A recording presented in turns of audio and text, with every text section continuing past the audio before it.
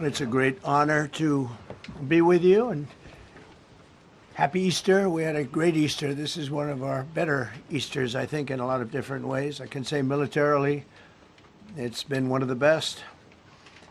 So, good afternoon. We have quite a bit to discuss. We'll go into pretty good detail, and we have the people that are most involved. We'll give you exactitude. And we're here today to celebrate the success of one of the largest, most complex, most harrowing combat searches. I guess you would call it a search and rescue mission ever attempted by the military.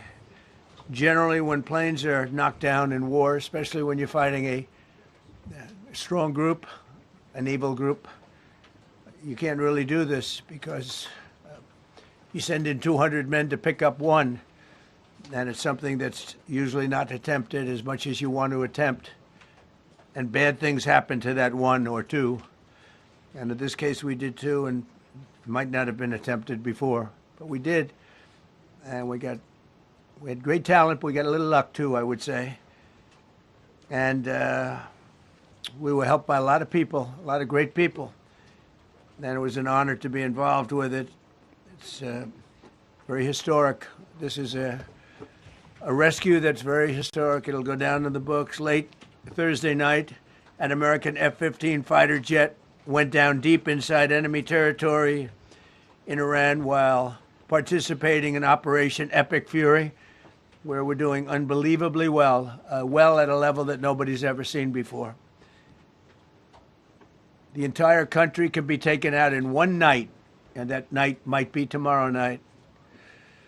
Both members of the crew ejected from the aircraft and landed alive on Iranian soil. I immediately was asked to make a decision. I ordered the U.S. Armed Forces to do whatever was necessary to bring our brave warriors back home. A risky decision, because we could have ended up with 100 dead as opposed to one or two. It's a hard decision to make.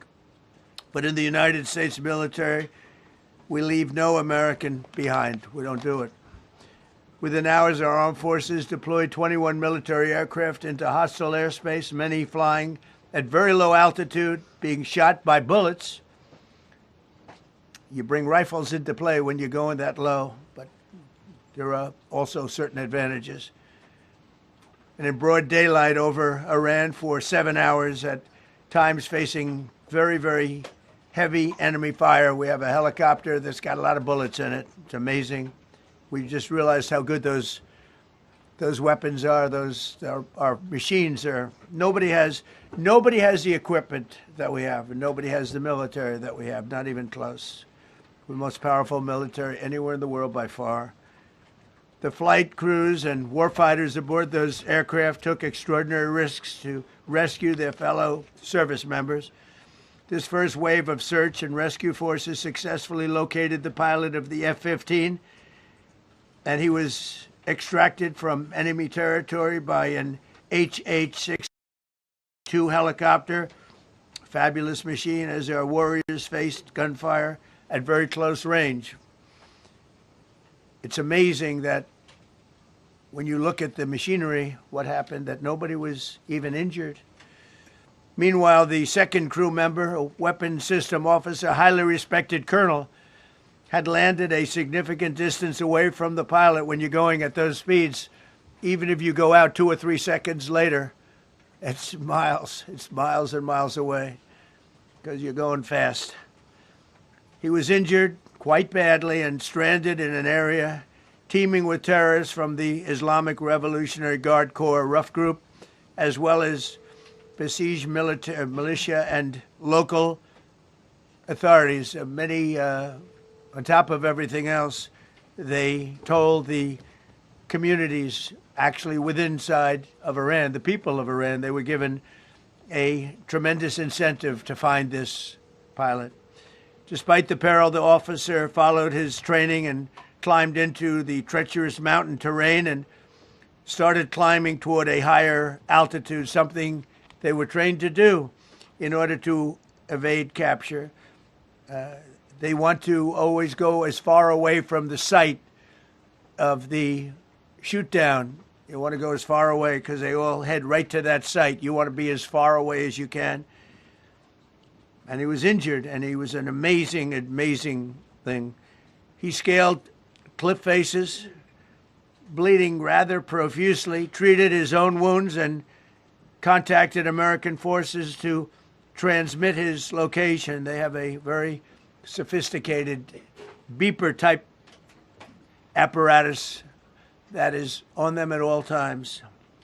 And when they go out on these missions, they make sure they have lots of battery space, and they're in good shape. And this one worked really well, amazingly, saved his life. We immediately mobilized a massive operation to retrieve him from the mountain holdout, and he kept going higher and higher. The mountain kept getting rougher and rougher, and very, very hard to find. The second rescue mission involved 155 aircraft, including 4 bombers, 64 fighters, 48 refueling tankers, 13 rescue aircraft, and more. We were bringing them all over, and a lot of it was subterfuge. We wanted to have them think he was in a different location because they had a vast military force out there. Thousands of people were looking.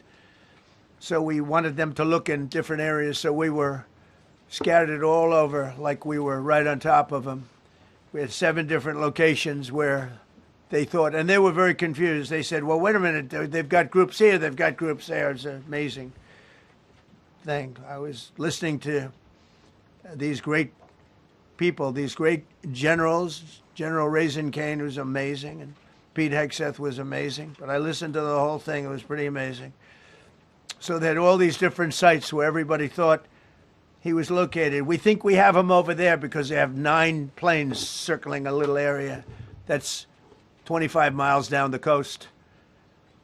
So in a breathtaking show of skill and precision, lethality and force, America's military descended on the area, the real area, engaged the enemy, rescued the stranded officer, destroyed all threats, and exited Iranian territory while taking no casualties of any kind. The heroic F-15 weapons system officer had evaded capture on the ground in Iran for almost 48 hours. That's a long time when you're in tough shape and when you're bleeding. It's a long time. When we left, as you probably know, we had 2 large planes, pretty old planes that carried a lot. We needed a lot more equipment going in than coming out, obviously, because going in, we needed to be able to scale mountains. And we had a lot of equipment, but the sand was sandy, wet sand. So we thought there may be a problem taking off because of the weight of the plane. And then we also had all the men jumping back onto the planes, and they got pretty well bogged down. And we had a contingency plan, which was unbelievable, where lighter, faster aircraft came in, and they took them out. We blew up the old planes. We blew them up to smithereens, because we had equipment on the planes that, frankly, we'd like to take, but I don't think it was worthwhile spending another 4 hours there taking it off. So we didn't want anybody to have, we have the best equipment anywhere in the world. We didn't want anybody examining our anti-aircraft and other equipment. So these were large planes that were old and pretty old, and we blew them up. And we had faster, lighter planes come in, and they were able to land on the sand. We needed the bigger planes because we had so much equipment that we needed. We took 3 helicopters over there, which were very strongly used, and couldn't have lived without them. They performed unbelievably well. And if you'd see it, you wouldn't believe it. They came off the plane, and these guys had them. The rotors were off. They rebuilt these helicopters in less than 10 minutes. And that was one of the more amazing things. These are helicopters, small, unbelievably powerful, but small, very small, so it can get into certain areas. And they got them off the plane, and they rebuilt all 3 of them in a matter of less than 10 minutes. It's pretty amazing what the genius of these people. Who would think that? You'd think it would take 5 days to build them. And in some companies, it would take 5 days, and they wouldn't do it well. But they served us well.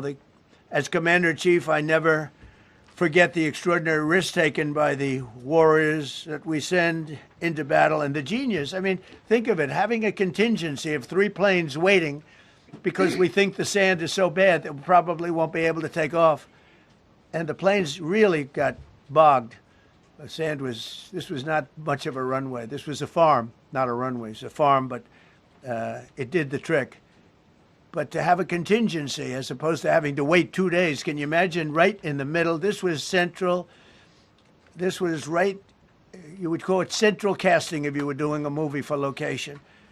And probably the toughest area of Iran where we'd be sitting there. So these planes came in, those pilots came in so fast and so quick and got out of there. Everybody got aboard and just got 15-minute intervals. One load out, one load out. One load out. It happened, and we were watching, and we said, "That's amazing." In many ways, I was almost more impressed by the contingency that we had than the fact that if we would have had a runway or decent soil. But it was an amazing thing. But we thank God for every single one of them and the talent, the genius. It's not even talent; it's genius. It's the whole ball game. Every one of them. If you look at what we did with Maduro, we went into a military compound, a massive, with thousands and thousands of soldiers, and within a matter of minutes, and he lived behind iron doors. There were steel doors, broke them down so quickly, and within almost minutes, he was in the back of these planes. It was a similar group, incredible. We have incredibly talented people. And if the time comes, we move heaven and earth to bring them home safely. We're going to bring our people home safely. I want to thank every member of the U.S. Armed Forces involved in these historic operations. They really were historic. It's just not something that's done. And you'd understand it. Not that they don't want to do it, but when you're going into areas, when you look at these helicopters, when you look at the amount of bullets and everything else that they took, when you go into these areas, you don't come out like we came out.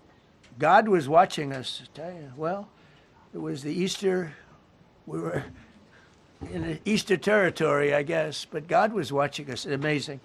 Because when you look at the machinery, they took damage. It tells you, first thing I said is, these are unbelievable machines, how they flew back and not even much of a problem. But these 2 extraordinary rescues, because it was 2, and as you probably know, we didn't talk about the first one for an hour, and then somebody leaked something, which we'll hopefully find that leaker. We're looking very hard to find that leaker. And talked about there's somebody missing. They basically said that we have one and there's somebody missing. Well, they didn't know there was somebody missing until this leaker gave the information. So whoever it was, we think we'll be able to find it out because we're going to go to the media company that released it, and we're going to say, national security, give it up or go to jail. And we know who, and you know who we're talking about, because some things you can't do. Because when they did that, all of a sudden, the entire country of Iran knew that there was a pilot that was somewhere on their land that was fighting for his life. And it also made it much more difficult for the pilots and for the people going in to search for him. All of a sudden, they know that there's somebody out there. They see all these planes coming in. It became a much more difficult operation because a leaker leaked that we have one, we've rescued one, but there's another one out there that we're trying to get. So actually, the country, Iran, put out a major notice, you all saw it, offering a very big award for anybody that captures the pilot. So in addition to a hostile, very talented, very good, very evil military, we had millions of people trying to get an award. So when you add that to it, but we have to find that leaker because that's a sick person. Probably didn't realize the extent of how bad it was. I can't imagine that the person did, but we're going to find out. It's national security, and the person that did the story will go to jail if he doesn't say, and that doesn't last long, and I think everybody would understand it. They put this mission at great risk. They put that man at great risk, and they put the hundreds of people that went in looking for him, because everyone now knows that we're going in.